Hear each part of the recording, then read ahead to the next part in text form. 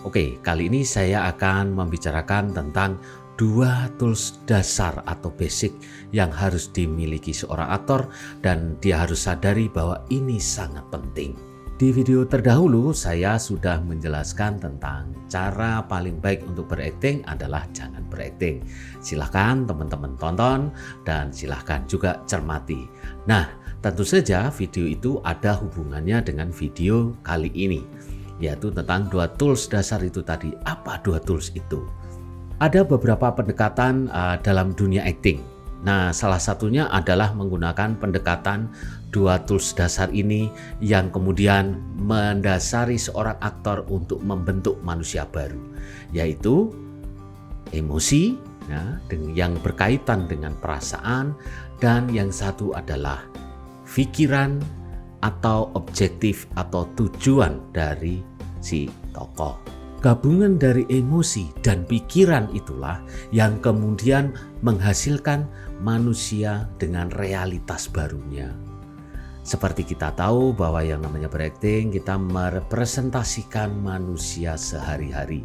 Oleh karena itu, maka dua tools ini juga yang sebetulnya kita juga mengalami dua hal ini kan. Setiap saat kita merasakan, setiap saat kita berpikir. Nah, kemudian perasaan dan pikiran ini mendorong tubuh ya untuk bereaksi dan mulai bergerak, atau dengan kata lain pikiran dan perasaan ini yang menggerakkan gestur ataupun move kita atau pergerakan kita sebagai aktor. Ada satu bagian dari tubuh kita yang di situ bisa menjadi sebuah parameter apakah kita sudah sadar dengan emosi dan pikiran kita, dan apakah kita sudah meletakkan emosi dan pikiran itu sebagai alat dasar yang cukup kuat dalam acting kita. Apa itu? Mata. Nah, teman-teman tentu saja paham bahwa yang namanya film itu ada yang namanya shot close up ya. Close up, satu wajah. Nah, shot-shot ini akan sangat menunjukkan seberapa kuat emosi kita dan pikiran kita itu menguasai seluruh acting kita. Pikiran dan emosi yang mengalir melalui mata itu lahir karena adanya persiapan. Tentu saja kita pahami apapun yang akan kita lakukan, kita harus melakukan persiapan. Nah, pada saat persiapan itulah seorang aktor kemudian menganalisa naskah, melihat hubungan sebab akibat dari peristiwa-peristiwa yang ada di dalam naskah itu, menganalisa perasaan-perasaan yang terjadi dengan tokoh itu, gitu kan. Tetapi itu adalah tahap persiapan. Pada saat tahap eksekusi atau pada saat kita berakting di depan kamera, itu semua sudah tidak lagi kita pikirkan gitu. Karena pada saat kita berakting di depan kamera, ya go with the flow aja. Mengalir saja, apapun yang terjadi, ya aku akan mengalir. Tetapi mengalirnya itu bukan tanpa berdasar. Tapi dasarnya adalah analisa pada saat persiapan itu.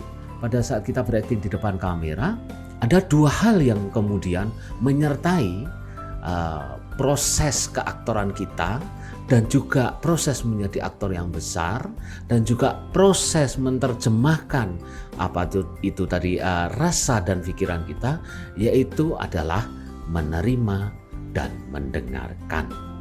Dengan menerima dan mendengarkan, ya tentu saja kita akan mampu melahirkan reaksi-reaksi yang organik dan terasa real, sehingga reaksi itu kemudian mampu relate atau berhubungan dengan penonton. Mungkin penonton akan berkata, oh tokoh ini kok kayak ibu saya ya, oh tokoh ini kok seperti saudara saya yang itu ya.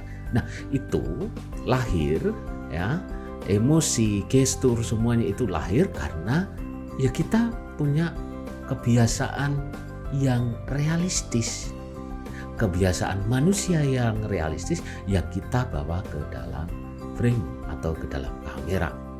Nah, tentang receiving dan mendengarkan itu tadi akan saya bahas di video berikutnya setelah video yang ini ya. Oke teman-teman, gitu ya. Selanjutnya ada 2 hal lagi yang kemudian mengencourage kita ya, atau mendorong kita untuk bisa menjadi aktor yang baik adalah keberanian dan percaya. Berani untuk melakukan dan percaya terhadap apa yang sudah kita siapkan.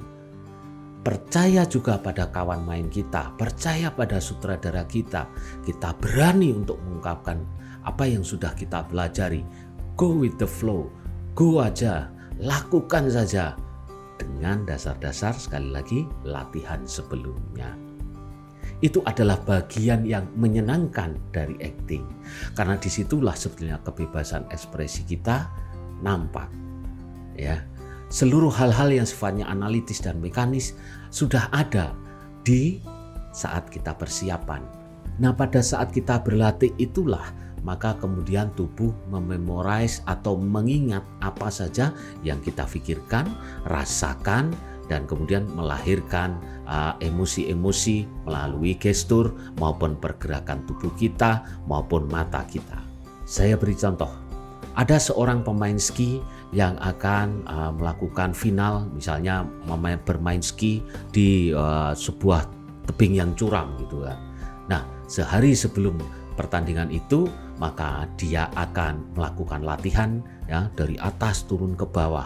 Disitulah dia berlatih, disitulah dia mengenal medan, disitulah dia kemudian akan tahu, oh di sebelah sini saya harus meliuk begini, di sebelah sini harus meliuk begini. Ya, itu pada saat latihan. Tapi pada saat hari H, maka dia harus punya keberanian dan kepercayaan. Go, lakukan, dan jangan takut salah. Oke, silakan klik like, komentar, subscribe, dan juga tombol loncengnya supaya mendapatkan notifikasi ketika ada video baru di channel ini. Ingat pesan dari saya, janganlah kita dibesarkan oleh sensasi, tapi kita harus dibesarkan oleh prestasi.